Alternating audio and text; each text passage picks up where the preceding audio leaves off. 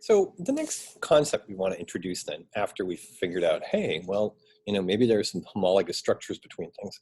What about homologous external generalities? And the example that's given here, of course, is the winter coat of the Arctic fox and the ptarmigan's plumage as adaptations to their environments. And these similarities occur not because of common ancestry, but because of similar selection pressures. And in this case, the benefits of predators not seeing them, or prey for that matter. If you're a white fox, you want to catch the partridge, you want to blend into the environment. The reality, of course, is that all of these things are occurring as a result. Earlier, I mentioned the physics of what actually had to happen, but also because of the elements and the environment in which the organisms actually have to live in.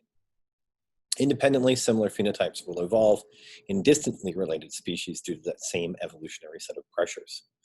Now, biogeography, is the development of the presence of a species based on its location. You're going to see we come up with these ideas again and again. And Pangea, of course, is when the continental objects begin to drift further and further apart, and groups that developed after a breakup appear in specific regions and continents, say Australian marsupials and Madagascar lemurs. If you're thinking about like move it, you got to move it, when you're thinking about how that actually happened, it meant that they had to be geographically isolated. Less, evident, but less diverse, of course, is what happens when mountain ranges get in the way. These are the same sort of ideas I was thinking, discussing with you when I was thinking about what it means for if we have, say, an undersea volcano that erupts to create a novel landmass in the middle of a body of water that wasn't there before. So even though we think about what it means to actually have physical barriers that create things, what about newly occurring physical identities? Ultimately, where we're going with this, at least where I go with this, is how do you actually get to look at the analysis of DNA over the course of time, and finding samples that are sequenceable it's not as difficult as you would seem. It's not like you can go out and clone dinosaurs or anything like that, but you can see that there are relative similarities between different organisms. And in that last lab that I'm having you guys at least consider, you don't have to do it for a grade, when you can go in there and you can find out that ribosomes, at least the 16S subunit of ribosomes, it looks like there's something there. And a paper I wanted to give you guys, but the tropical storm definitely thwarted those plans, was how do we actually find the potential of those sequences on materials from outside of our known Earth. So there are some also misconceptions that evolution is just a theory. I don't know about your faith-based sort of approach to living or anything like that, but if we think about what time means and what it means to be conceived, to be birthed, to reproduce, to die, the extension of this amongst all animals means that this isn't a theory. The fact that we can replicate as an organism means that evolution is, of course, occurring. Every individual evolves, and evolution does explain and can't explain at least the origins of life that we see, but it can't explain all of the origins of life. Okay, and some organisms evolved on purpose, and the only closest thing you could think about that would be how we evolve specific types of maybe experimental animals where we control the outcome long before the organism even has a chance to compete for reproduction. So this gets us to this idea then, well, then how do you actually get new species? Well, species are a group of organisms that can interbreed to produce viable, fertile offspring. And you create a gene pool that represents the variance of all of those potentials that can survive to create fertile offspring. And that's the tricky part. The tricky part has to be that the fertile offspring needs to be able to have the opportunity to go off and have offspring themselves. The important considerations here, the ones where the real definitions you find on exams occur, are what is allopatric speciation versus, say, sympatric speciation. And this is some scientists spending way too much time by themselves thinking about what does this actually mean. I'm not making fun of them. From my perspective, this is almost too much attention to detail than is probably worth, but in terms of figuring out how it works, it's important. So allopatric speciation is a dispersal vicariance adaptive radiation mechanism where as we move further and further away from where the organism may have initially grown up, these geographic isolation mechanisms create a dispersal pattern that you can see where adaptive radiation as you move into a new environment will allow for a subset of those organisms to actually survive. Now, when you compare this to sympatric speciation, it's going to occur inside of a geographical area that's shared. And what's going to happen is, in some cases, chromosomal errors will create aneuploidy, autoploidy, alloploidy, and you'll have also reproductive isolation, where you actually end up with prezygotic and postzygotic barriers, meaning is there competition between sperm and egg or sperm and sperm such that it inhibits the likelihood of offspring. And there are many, many fascinating examples of these. Not so fascinating are temporal, habitat isolation, and behavioral isolation, but ultimately at the end of the day, they recognize, or you should recognize, that what it does is it increases or decreases the reproductive isolation, and therefore is part of sympatric speciation.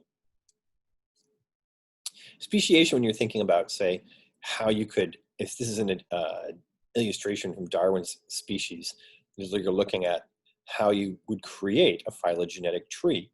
And if you're looking at the modern day elephant, okay, up here, okay, where it actually arose from, the idea, of course, is at some point in time, some significant event occurred that allowed for the differentiation into each of these different structures. Okay, notice no tusks here. By the time we get up here, tusks. Yay. What else could have happened? Why is this a mammoth versus, let's say, a mastodon? What's actually going on here? Allopatric or allopatric speciation, when you're looking at different locations, the northern spotted owl versus the northern spotted owl, which is now moved to the Mexican spotted owl, okay? It's a result of where it's actually at with a different climate and ecosystem. Inside that climate and ecosystem means the foods that they can eat are different as well. And that's why they're changing their behavior and what they actually look like to increase their likelihood of success. What's going to happen, of course, is when groups become isolated, changes, mutations in each group over time lead to no longer being reproductively compatible. So if these two ran into each other, they would not be able to have viable offspring. Now, that vicariance we were talking about earlier is when a natural situation arises to physically divide organisms. And we've spoken about this multiple times now. You could actually have something that traps an organism on a specific, say, island, and it can no longer mix with the other organisms that would be found on different islands. How does that sound? And what's going to happen, of course, here, if we look at, say, the honeycreeper birds, we're looking at the founder species, and as time goes along, say, you can actually see what's happening to the organism. The organism, of course, is now eating different materials to get that glucose need that it has to stay alive. Notice what I just told you there. It is finding a distinct characteristic that will allow it to thrive. So what's sympatric speciation then? Okay, well, arises from errors in chromosomes during cell division. And this is when it pops up inside of your head. Oh, that's right, I've got G1, S, G2. Something could happen during the forming of two new cells during cytokinesis. Each of these mechanisms, okay, will create problems. Too few chromosomes, aneuploidy, two or more complete sets of chromosomes after division, okay, as a result of errors in meiosis, and alloploidy, even though we never mentioned this inside the lecture, it's definitely inside your textbook, where the gametes from two different organisms will combine. Now, it's not something we tend to think about, but on the whole, what will happen is there can be an absorption of genetic information from one to another, creating some change. Now, maybe I'll turn that into an entire class someday. Maybe I will do that. How would we discover that inside a bioinformatics class, and how would you tease it out? That's a great question. thinking about how viruses do that. They just literally insert their genome inside of ours. So maybe there's a way to do this. So here's an example, and you've seen this before when aneuploidy, okay, results in the gametes that have also many or also few chromosomes due to non-disjunction errors when we think about, say, trisomy 23 or 21 rather, okay? You can also have autaploidy when mitosis is not followed by cytokinesis and you end up with 4N. Usually this is really dangerous, okay? But in some organisms, they seem to have survived it. In other organisms, you think about the fact we have 23 pair of chromosomes. If you think about some organisms that say have 4 chromosomes, what is it about what's packed inside of these and how we got to that number? How could that actually have occurred? And if we went back in time, we're, you know, just over 380 million years old in terms of cell membrane enveloped structures, at what point in time did we decide that that was the correct number of chromosomes? Finally, the results from viable matings between 2 species. So imagine, if you will, this is what we actually know happens inside of the human species and all of our relatives going all the way back to the Neanderthals, how it is that you actually end up with non-specific normal gametes versus polyploidy gametes, such that the first mating ends up with some form of not expected gamete construction. And 2 matings are necessary to actually have the ability to actually produce viable offspring. So they had to be inside of the same area for a prolonged period of time. This is what we actually think happened between our near distant relatives that led to our now current understanding of who we are as Homo sapiens. You can read prezygotic and postzygotic events here for reproductive isolation, but of course the idea is that anything that changes the reproductive behavior of an organism changes the likelihood that offspring are actually going to occur. And anything that actually causes sterility, of course, means that you can't actually have reproduction. So anything that might actually cause that is not necessarily a good event if you're looking to continue your genome. So here's, say, a temporal isolation event where 2 related frogs exhibit temporal reproductive isolation. And what's going to happen, of course, here is that they may not ever be able to have offspring again, meaning between one another. Habitat isolation, you can actually see that change in, say, the crickets here, right? Where one prefers a loamy soil versus, say, a sandy soil. And that allows for it to actually become genetically isolated. And then here are the shapes of the male reproductive organs between, say, a specific type of fly, a damselfly, okay? And it means that for correct reproduction to occur, the spermatocytes have to find the oocytes, and making the correct ductal structures to make sure the spermatocytes actually find those secondary oocytes in the female damselfly, means that you actually have to change the shape of the reproductive structures themselves. Finally, we actually have, say, what Mother Nature's doing here. So if some flowers have evolved to attract certain pollinators, so wide foxglove flower adapted for pollination by bees, where tube-shaped trumpet creeper flowers will use hummingbirds.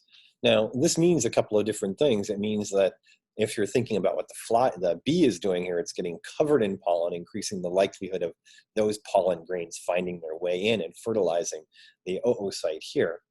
Likewise, the tip of the hummingbird's proboscis is what allows for now fertilization to occur here. Ultimately, what we end up doing is we're creating either a reinforced, a fusion, or a stable hybrid zone that occurs over time. And this, of course, after speciation has occurred, 2 separate but closely related species may continue to reproduce offspring, okay? And what ends up doing, of course, is this increases or decreases the relative fitness of those hybrids. And the relative fitness means that within that environment, that population may or may not increase the likelihood of having offspring. Here is what we would consider to be punctuated equilibrium. And simple Darwinism would say that you have this sort of linear output, but the reality is you actually have new genus, new species, new genus, new species. And this is that stasis I was talking about earlier. I knew this is where we were going to go to eventually, and this is the way you would actually think about what punctuated equilibria actually looks like. As one way to think about, let's imagine you wanted to, no, let's not make this personal. Let's imagine you took a pet from one country and you moved it to another country and it had never been there before, but now you released it into the environment. It might actually survive long enough to meet something that might then be able to reproduce, create a new genus, have a period of time, run into another organism where you now could create a new species, and this keeps going on as you're moving through punctuated equilibrium. This is what you actually see, gradual speciation versus punctuated equilibrium. Time will give us this distinct change in shape of bird. Both of them, from my perspective, give you generally the same result. They're two slightly different discussions of mechanism. Now, that actually gets us to the end of what we wanted to cover inside chapter 18. What I want to do now is I want to switch over to the actual viruses so we can figure out what they might actually be doing to change this entire story at the same time.